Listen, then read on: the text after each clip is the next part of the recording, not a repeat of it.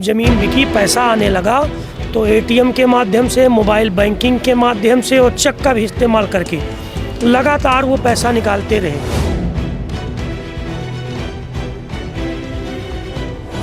विश्वास सबसे बड़ी चीज़ विश्वास हमने कर लिया इनके ऊपर।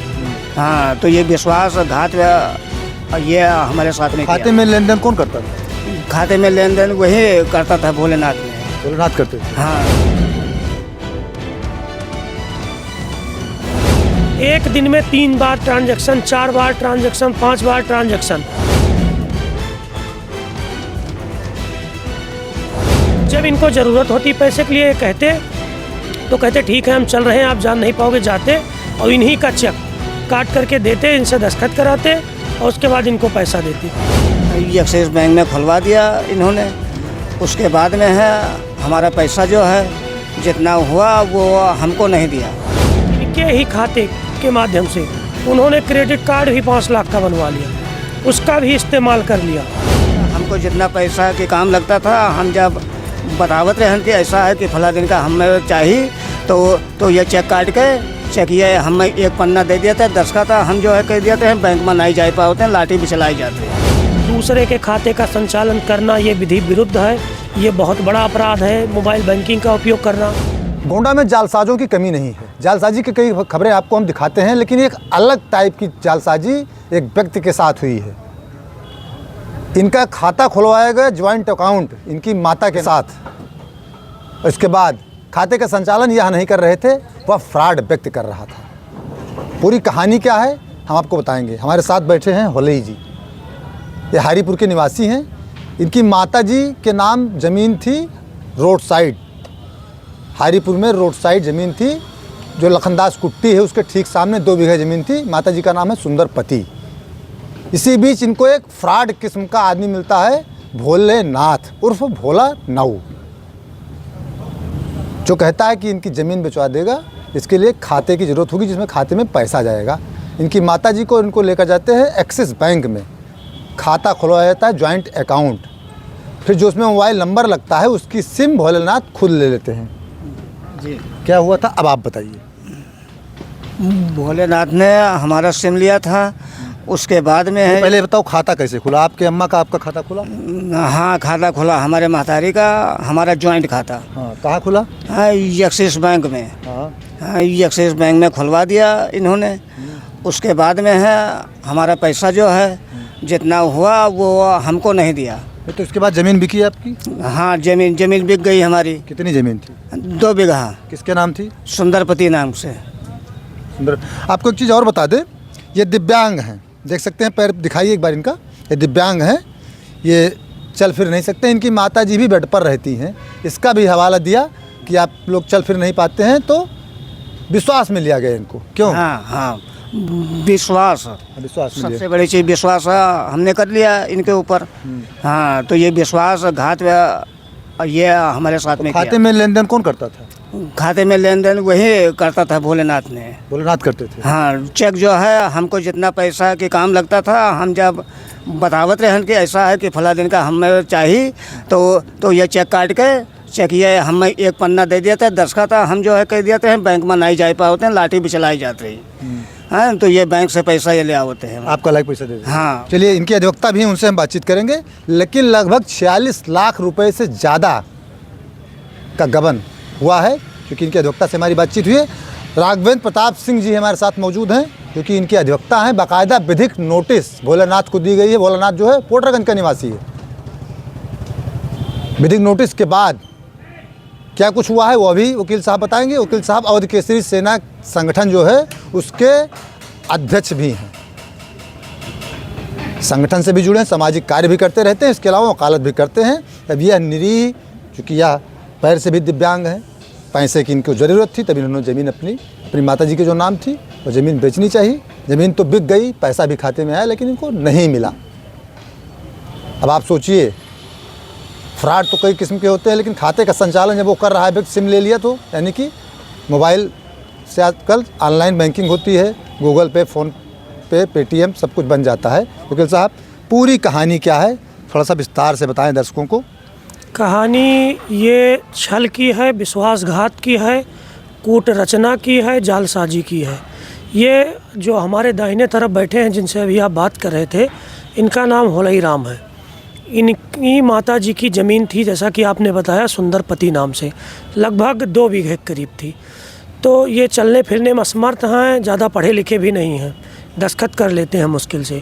तो इनको एक व्यक्ति, इनके कुछ दूरी पे ही उनका भी घर है, उनका नाम भोलेनाथ उर्फ भोला नाऊ, और पिताजी का नाम उनके भवानी प्रसाद है। ये निवासी हैं पोर्टरगंज, पथौलिया, थाना कोतवाली नगर, जनपद गोंडा के।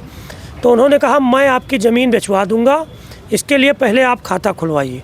तो उन्होंने ही, उनके एक बैंक सहकर्मी थे, मित्र थे, जिनका नाम अभिनव श्रीवास्तव है, उनसे साठ-गांठ करके इनका खाता उन्होंने खुलवाया, एक्सिस बैंक, जो टॉमसन इंटर कॉलेज के सामने है।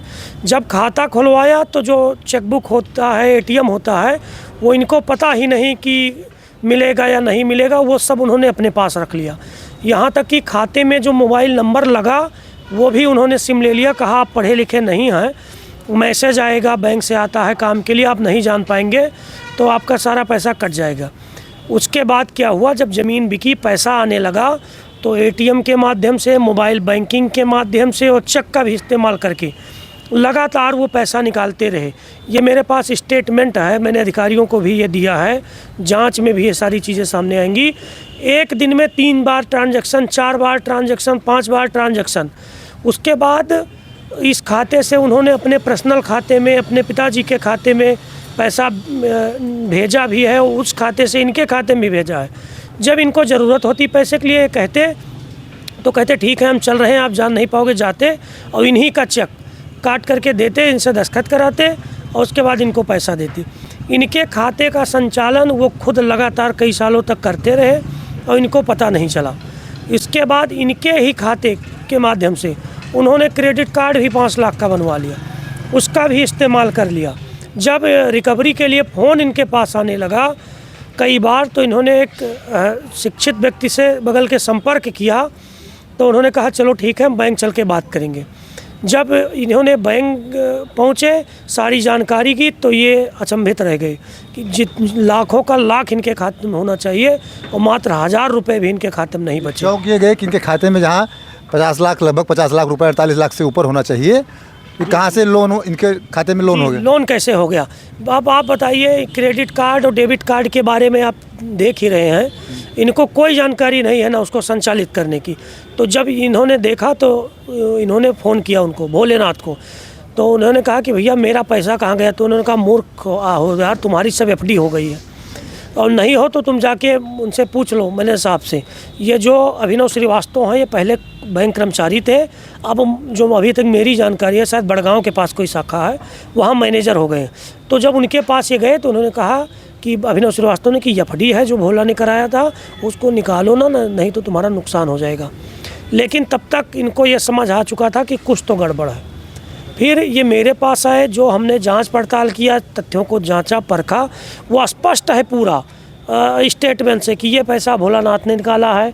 दूसरे के खाते का संचालन करना ये विधि विरुद्ध है, ये बहुत बड़ा अपराध है, मोबाइल बैंकिंग का उपयोग करना। और अच्छा सब ये आपको कैसे पता चला मोबाइल बैंकिंग चल रही है?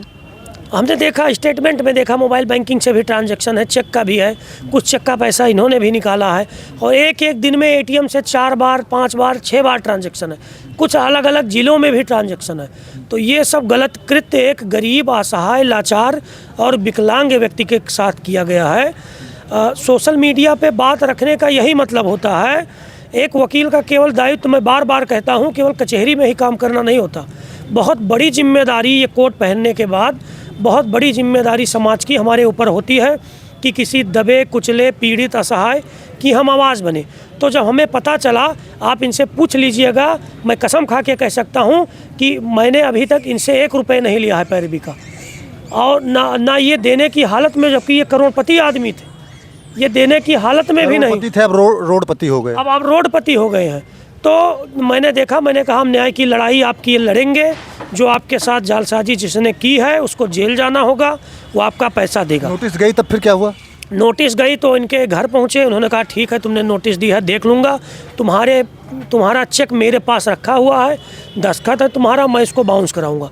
उनके पास केवल एक इनका चेक रखा हुआ, जो भी 1-2 जार हो, उसको क्या करेंगे, वो जो उनके पास अब रास्ता बचा है उसको वो बाउंस करा के कोर्ट में एनआई एक्ट के अंतर्गत आएंगे। लेकिन मैं पूरे दावे के साथ कहता हूं, मैं उनके एनआई एक्ट के दावे को इस माननीय न्यायालय में फर्जी साबित करूंगा। और जो जालसाजी उन्होंने की है, मैं अभी भी कह रहा हूं, समय है, समय रहते गरीब पीड़ित का पैसा आप वापस कर दें, उससे क्षमा मांग लें, नहीं तो इसकी जांच व्यापक रूप से बड़े अधिकारियों के मामला संज्ञान में है और ये मामला अब रुकेगा नहीं जब तक इस व्यक्ति को न्याय नहीं मिल जाएंगे। जो भी व्यक्ति, भोलेनाथ हो या बैंक का भी कोई व्यक्ति इसमें मिला है, उसको जेल जाना तय है। आप आज नहीं जाएंगे, 2 दिन 4 दिन महीने 2 महीने बाद जाएंगे, जेल आपको जाना है। इसलिए मैं सोशल मीडिया के माध्यम से कह रहा हूँ गोंडा की जनता को, ऐसे व्यक्तियों को, कि किसी भी दूसरे व्यक्ति पर विश्वास न करें। अभी उत्तर प्रदेश पुलिस के द्वारा, प्रशासन के द्वारा ऑपरेशन कवच जागरूकता का कई ऐसे कि आप OTP न बताएं, आप मोबाइल नंबर न दें, आप खाते की जानकारी किसी को न दें। तो ये जनता के लिए भी ये एक सुझाव है कि किसी पे विश्वास न करें, अपने खाते अपने पैसे की जिम्मेदारी स्वयं लें।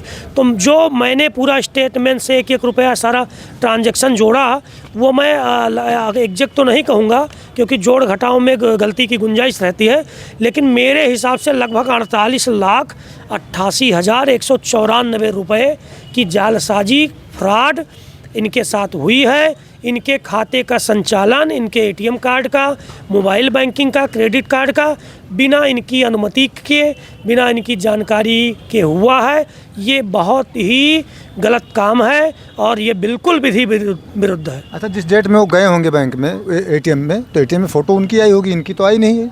बिल्कुल ATM में फ़ोटो होगी, अगर स्टोरेज उस लेवल का होगा तो फ़ोटो होगी। और दूसरी चीज़ आप ये जानिए, अपराधी कितना भी शातिर बने, कोई भी अपराधी जब अपराध करता है तो बहुत होशियारी से करता है।